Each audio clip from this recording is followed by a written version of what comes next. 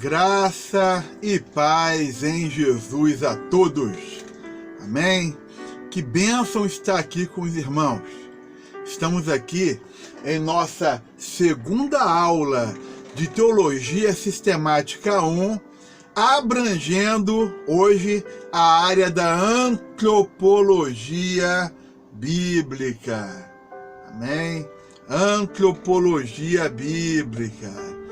E dando continuidade, sem demora, a antropologia bíblica é a doutrina sobre o homem. Por que nós estamos falando antropologia bíblica? Porque existe a antropologia secular. Vocês já ouviram falar dos antropólogos, né? As pessoas formadas em antropologia. Então, antropologia bíblica é para estar diferenciando, entendeu? A questão da antropologia secular. O que a área da teologia não deixa de estudar a antropologia secular. Amém? Então, doutrina sobre o homem. Amém? Bem, eu botei aqui no quadro o seguinte: antropologia bíblica, doutrina sobre o homem, do grego anthropos, homem, pessoa, né? Mas vamos lá, vamos continuar. O que eu escrevi aqui foi o seguinte: anthropos, em grego, significa homem ou pessoa. A antropologia estuda o homem ou a humanidade. Ok? Vamos lá. Dependendo do seu enfoque e interesse, cada área do conhecimento humano que estuda a antropologia vai estar variando. Então nós temos aí, por exemplo, sociologia, psicologia, teologia e etc. Entendeu? Então, são as áreas que estudam o conhecimento humano, ou seja, o conhecimento antropológico. É isso? Vamos lá. Uma ocasião, um sábio, isso não é nem exatamente, a gente nem usa teologicamente, mas disse um sábio o seguinte: teologia é o estudo que o homem faz de Deus. Antropologia é a análise de Deus sobre o homem. Amém? É claro que nós estamos na antropologia bíblica. Que bênção. Vamos lá. Eu botei aqui no quadro escritos cosmológicos, né? Aí, com relação a essa parte, o que eu estou escrevendo aqui? Em todos os escritos cosmológicos, os estudos históricos de mitos de sociedades antigas, de civilizações antigas, sobre a criação, se diz: o Ser Supremo é onisciente e todo-poderoso. O Ser Supremo, que é o Criador, é onisciente e todo-poderoso. Essa é a letra A. Letra B: o ato de criação é consciente, ou seja, não foi surgindo do nada, surgiu conscientemente o ato da criação. O Ser Superior, Supremo, fez, ele quis fazer. O ato de criação é consciente, deliberado, planejado e livre, já que a divindade não fica vinculada à criação. Vamos embora. C. a divindade desaparece até que se produza algum acontecimento catastrófico. Isso tudo no conhecimento, nos escritos cosmológicos, né? A divindade desaparece, dá uma pausa ali às atividades da divindade. Teologicamente, quando eu falo divindade, eu estou falando do próprio Deus. Mas vamos lá. Até que se produza algum acontecimento catastrófico. Nós temos aí acontecimentos catastróficos. Por exemplo, o pecado. Catastrófico. O dilúvio. Catastrófico. E letra D. A criação é um paraíso que se desfaz por causa de um pecado. A criação é um paraíso que se desfaz por causa de um pecado. Vamos lá. Aí eu botei aqui no quadro o seguinte. Não só botei o antropos, significa homem, pessoa, mas eu botei também o seguinte. A respeito do homem, vem do hebraico Adão. Também vem do hebraico Ish. Vem do hebraico Ishá. Do hebraico Adão, Adão significa homem, humano. E Ish significa homem no hebraico. Isha significa mulher. Eu botei como referência aí Gênesis capítulo 2, versículo 24. Continuemos. Agora, o hebraico Adão, ele tem raízes na linguística bíblica. Por exemplo, as raízes de Adão vem do hebraico Dan, significa sangue. Vem do hebraico Adama, significa terra. E do hebraico Afar, pó ou cinza. Então nós temos aí a raiz do nome Adão, é Adão, né? Sangue, terra, pó. Ok? Então é raiz. É isso. Um outro item que eu botei aqui no quadro é a criação. Quando a gente fala da criação, nós estamos falando do criacionismo. Nós estamos falando que Deus criou.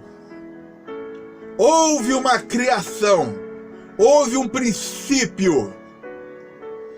O que é totalmente controverso da chamada teoria da evolução de Charles Darwin, que depois foi seguido por Lamarck, totalmente diferenciado. O evolucionismo é uma coisa, o criacionismo é outra. O criacionismo, que está dentro do contexto teológico, entendeu? E também é analisado na filosofia, é uma ciência. A teoria da evolução é uma teoria. Ok? Vamos lá. A respeito de a criação, eu escrevi o seguinte: o homem é o único ser, né? É o único chamado de imagem de Deus. O homem é o único chamado de imagem de Deus. Nem mesmo os seres angelicais são chamados de imagem de Deus, né? No latim, imago Dei. Vamos lá. Criado de acordo com um tipo ou padrão divino. Deus disse: façamos o homem à nossa imagem. A nossa imagem. Tem o restante, né, de semelhança, mas estamos analisando a parte da imagem. Essas palavras devem nos surpreender. É a verdade mais maravilhosa que podemos compreender. Palavra maravilhosa. Você pegar a imago Dei e você, como Deus fez, né? Criou um ser e pôs nele a imagem divina. Foi algo muito assim, vamos falar, grandioso, enorme. Entendeu? Vai além do contexto de tecnologia que o homem vem desenvolvendo. Até hoje o homem, ele vai tentando imitar na tecnologia a ciência do corpo humano. E até hoje o homem tem se deparado com acertos e erros, e mais erros do que acertos. Continuemos.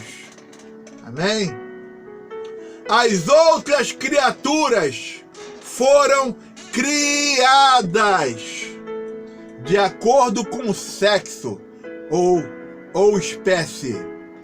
O homem se destaca por não ter modelo na criação. O modelo ou original, a base, é o próprio Deus. Não existe o modelo do homem na criação. O modelo da criação do homem é o próprio Deus.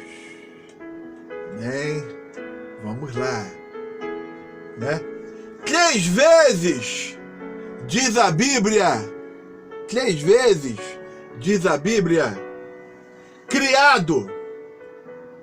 Em Gênesis 1:27. Gênesis 1:27 fala assim: Deus criou o ser humano à sua imagem. Ele o criou à imagem de Deus. Homem e mulher os criou. Olha que coisa maravilhosa, né? Deixa eu ver como é que está a versão aqui da minha Bíblia. Eu estou pegando aqui a Bíblia de Estudo de Genebra, capítulo 1, o versículo 27 nós estamos lendo. Diz assim na minha versão: criou Deus, pois, o homem à sua imagem. A imagem de Deus o criou. Homem e mulher os criou. Em um versículo tem o termo criar, que no hebraico ali, a respeito de Deus, é o bará, né? Lá em Gênesis 1:1 fala assim: Bereshit bara Elohim. Ou seja, no princípio criou Deus. E agora nós temos aqui criou, aquilo que é criado, em Gênesis 1:27, 3 vezes em um versículo. Amém? Vamos lá. os dois elementos da natureza humana se distinguem com toda clareza em sua criação. Deus soprou em seu nariz e lhe deu uma alma. Deus, ele cria o homem da terra, do pó da terra. E o Senhor, após ter formado o homem, sopra em suas narinas, né? Ele sopra. Então, é dado ao homem uma alma. O homem torna-se alma vivente. Ok? Bem, eu quero dar uma continuidade nessa área sobre a criação, ok? Mas nós vamos dar uma pequena pausa nesse vídeo aqui, que a gente tenha continuidade, amém? O negócio tá bom, graças a Deus. Que o Senhor nos abençoe a cada momento, amém? Paramos por aqui, graça e paz, amém.